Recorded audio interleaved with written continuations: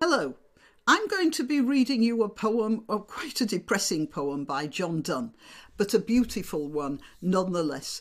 And it's called A Nocturnal upon St. Lucy's Day, and it was supposed to have been written, at least theoretically according to the poem, on the midnight of St. Lucy's Day, which in the Julian calendar turned up around December the 23rd, or the 22nd, which was supposed to have been the shortest day of the year, and he wrote it at midnight, so that was the deepest time of the night, and that's the conceit of the poem. But before I carry on with that, I want to say that in the description there is a link to an organisation called Holiday Grief Support, and it's for people, if you know anyone who is in the awful position of grieving at this time of year, then they may need some help. And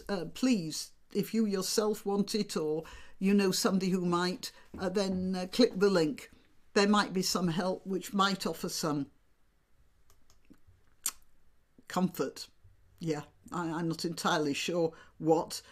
So anyway, yeah, that's Holiday Grief Support.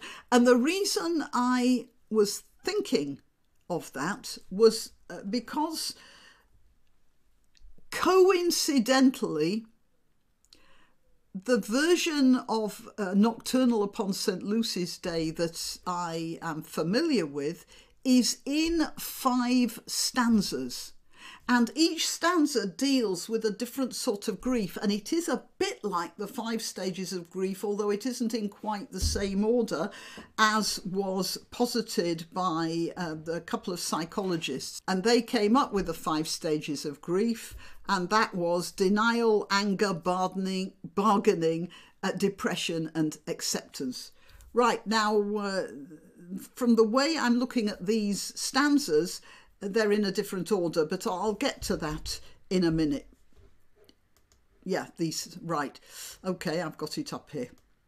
So just before I start reading the poem, I'll tell you a little bit about John Donne. He was a man about town, an adventurer, something of a soldier. He came back to England and fell in love, desperately in love, with the daughter of one of his employer, and he knew that that employer would never allow a poor young man like him to marry, so they eloped and then embarked on a life of true hardship and poverty, because the father, who appears to have been a bit of a bastard, just cut her off without a penny. Now, after about 10 years of struggle, he started to make a living for himself. At one point, he says in one of his writings that he couldn't give his wife money, but what he could do is make up for it by listening to her, by talking to her, by discussing things with her. Apparently, that was an unusual thing for a husband to do at that time. He was a very unusual man. He was very unusually intelligent. He had graduated from Oxford when he was 13, then moved on to Cambridge. Records are a bit uncertain at that point because he didn't get a degree from either of those universities. That's because he was a Catholic, so he couldn't take the oath as an Anglican, and because of that he couldn't get his degree. But the fact is he had a lot of respect from all of his colleagues, and he seems to have been exceptionally intelligent. So that's John Donne. He really continued to love his wife throughout their married life. He didn't slip. Apparently, he didn't fall by the wayside in any way, despite all the hardships. And the irony of it was that finally he became an Anglican, he became a churchman, and he got a regular, steady job. It wasn't a huge salary, but it was a set career and all the with respect and social position and everything. And his wife died 2 years after he got the job, and he refused to remarry, even though it was pretty much the custom that if a husband became a widower, he remarried because somebody had to bring up his children. That's a commonplace, but he wouldn't do that. He was supposed to have written this poem, at least that's the way he's framed it. He wrote this poem at midnight on St. Lucy's Day. Now, nowadays in the Gregorian calendar, St. Lucy's Day is around the 12th, the 13th of December. But in the Julian calendar, which was the calendar being used in England at that time, it was around the 23rd of December, which would have been sort of the midnight. I suppose, I don't know, he's supposed to be writing this on the 22nd at midnight, which would have taken him into St. Lucy's Day on the 23rd. Whatever, it was the midnight of the year and the midnight of the day. And so he'd chosen the darkest, bleakest time to centre as the point of reference for his poem. Right, so I'm going to explain some words and expressions as I go along, because we don't use those words and it makes the poem a little bit less relevant. And then I'm going to go through the 3 stages of grief, and you can tell me what you think. 'Tis the year's midnight, and it is the day's, Lucy's, who scarce 7 hours herself unmasks. The sun is spent, and now his flasks send forth light squibs, no constant rays. Now, pause here.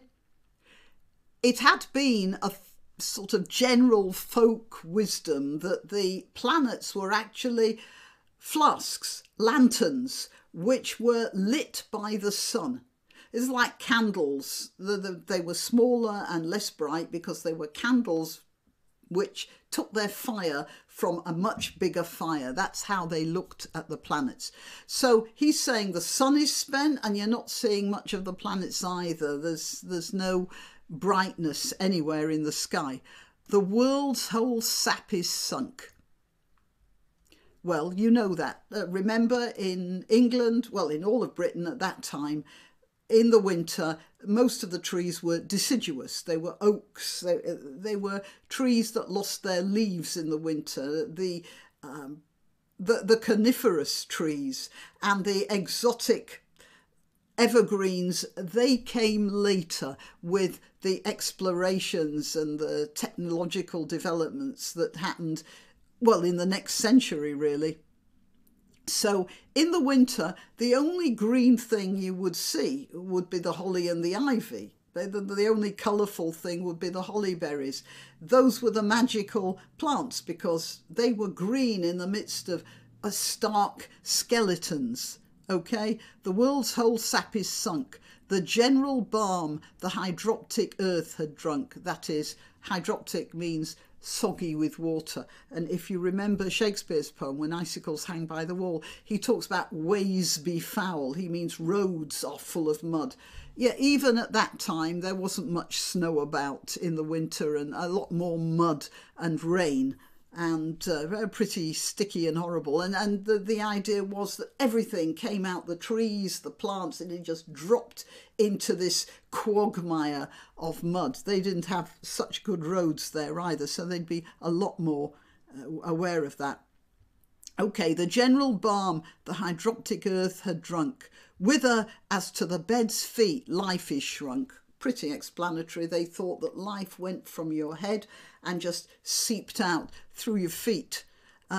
Dead and entered, yet all these seem to laugh compared with me, who am their epitaph. So what he's saying here is, I am so miserable, I'm not even a dead thing, a buried thing. I'm the epitaph of a dead and buried thing. Now, Donne has this poem has attracted a lot of criticism for this sort of hyperbole. And I think it was a joke. I think he was having a bit of a joke. He was a very witty man. You see the rest of his stuff, very witty. And he must have known what he was doing there. He was trying to have a laugh. It didn't last, though. All right. Next stanza. Study me then, you who shall lovers be. Right, so if you're thinking about becoming a lover, then just look at me.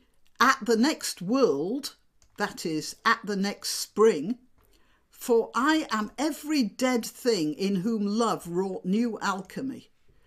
What he's saying now is, I was once nothing, and love made me something out of nothing. And to a certain extent, he would be referring to God creating the world, like he's talking about the next world, the new world. He's talking about the fact that God, there was nothing, and then there was the Word, and the Word created everything. And he's sort of tangentially referring to that. For his art did express a quintessence even from nothingness. A quintessence is a spirit, that is an elixir, a distillation. From dull privations and lean emptiness he ruined me.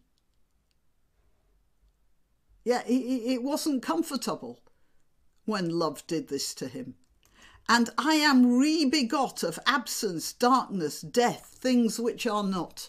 Now, you see, a lot of people think he's talking about being miserable here. What he was saying was, once I was absolutely nothing, and then love lit this flame, sparked this fire, turned me into a spirit, an elixir, something marvellous, all out of nothing.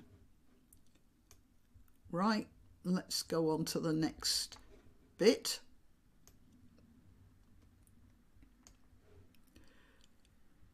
All others from all things draw all that's good. Life, soul, form, spirit, whence they being have. I, by love's limbeck, limbeck again is an elixir. Also, by the way, limbeck was the thing that the shafts of a cart. They're what connected the cart to the horse. So it might be a pun there. He's talking about limbeck being an elixir, something you ingest in some way and it changes, you know, Dr. Jekyll and Mr. Hyde, but the other way round.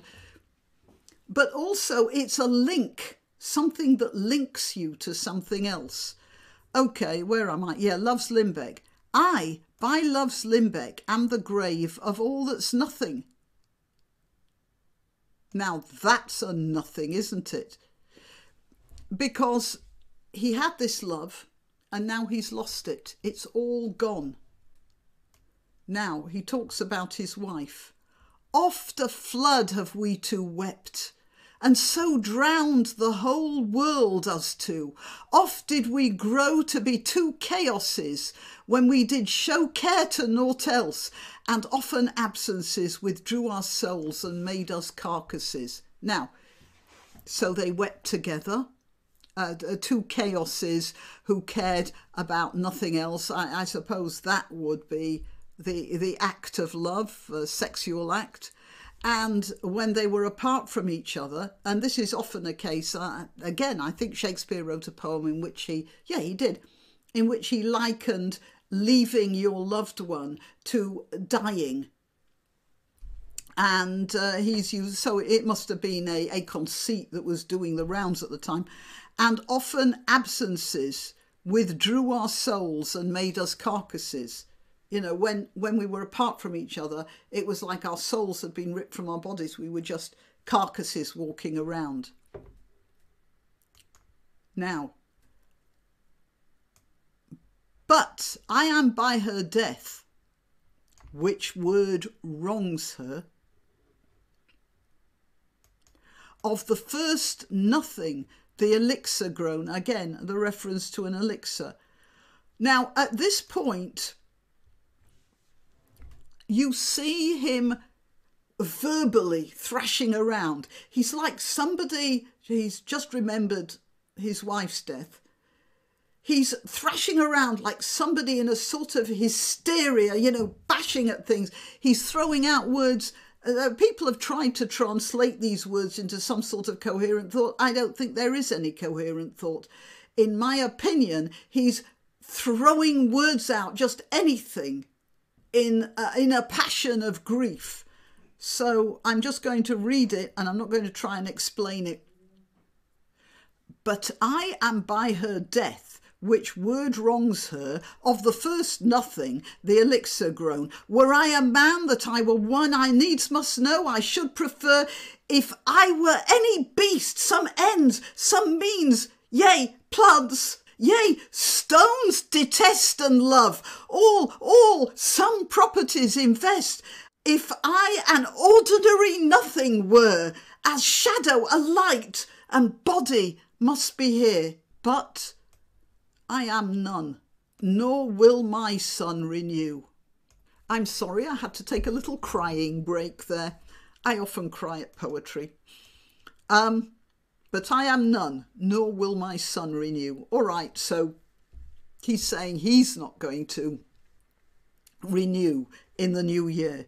You lovers, for whose sake the lesser sun at this time to the goat is run. All right, so the sun is now weak, but it is heading towards the goat, Aries, in March. And this will invigorate you. The goat, of course, was a symbol of licentiousness in at that time. You know, when you talk about goats, again, back to Shakespeare, when Othello is driven mad by his wife's supposed infidelity, he shouts, "Welcome to Cyprus, goats and monkeys," doesn't he?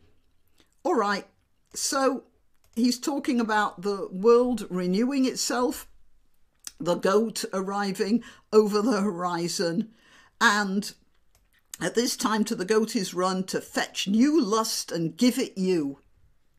So people who are young should, this is coming, enjoy it while it lasts, because it's not going to last very long. So at this time to the goat is run to fetch new lust and give it you, enjoy your summer all. And then he returns to his wife. Another cry break, I'm afraid. Right, enjoy your summer all, since she enjoys her long night's festival, let me prepare towards her. And let me call this hour her vigil and her eve. Since this, both the years and the days, deep midnight is. And if you notice, that's the same as the opening line. Almost. Here we are. 'Tis the year's midnight and it is the days. So what this poem is saying is he started to think of the darkness of the year and the night and the state of his soul and all the rest of it. And he can't stop himself from circling back to that, which is, when you're watching like a TikTok thing, you know how it loops itself. Well, that's basically what's going on here. He's looping. He's got back to that, and then he'll start all over again. That's the state of his mind. And that's the state of any mind who's grieving. So now I'm just going to talk about the 5 stages of grief. This is stanza 1. Now, hang on a minute. The 5 stages of grief, which were defined by Elizabeth Kubler-Ross and David Kessler, were denial, anger, bargaining, depression and acceptance. But you find them all here. They're not in quite the same order. Lucy's, who scarce 7 hours herself unmasked, the sun is spent... compared with me, who am their epitaph. This is denial. Well, a denial of the world. And then the next one, depression. Study me then, you who shall lovers be. He ruined me, and I am rebegot of absence, darkness, death, things which are not. And then the next one is bargaining. All others from all things draw all that's good. And then he starts to talk about the life he had with his wife. Like he's trying to bring her back. And then the next one is anger. This here. When he completely loses control of the language, or apparently completely loses control of the language, and starts just railing and throwing himself about verbally, throwing his hands about in the air, banging things, breaking stuff. That's anger. And then the end. Acceptance. She's dead. Look at this. And this, almost empty now. Well, that was it. A nocturnal upon, in between crying breaks, a nocturnal upon St. Lucy's Day. A nocturnal was a poem in which you contemplate things. Well, we can certainly contemplate this. I'm not going to read the whole poem again. I thought maybe I should, but I doubt I'll get through it in any sort of reasonable time. So if you're interested, you'll find it online. You can read it for yourself. Until then, oh, yeah, I suppose I should remind you that I'm Graniopteryx, and please like and share this video. Please subscribe. If you're on YouTube, please check that you're still subscribed, because YouTube is playing ducks and drakes with the subscriptions. Please support my channel, as I said, by liking and sharing. You can support me financially. I need more tissues. You can support me financially, buy me a coffee, and one of the links below. I'm on Twitter, Gab and Parler, where I am at Graniopteryx.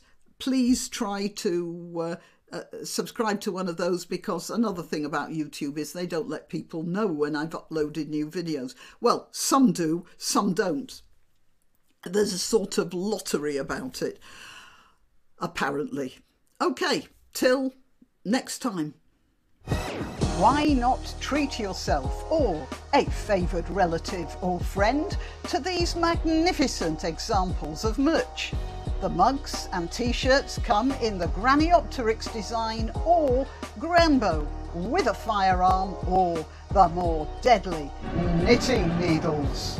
Go to www.graniopteryx.com, and whatever platform you're watching this on, please click like, subscribe and share, share, share.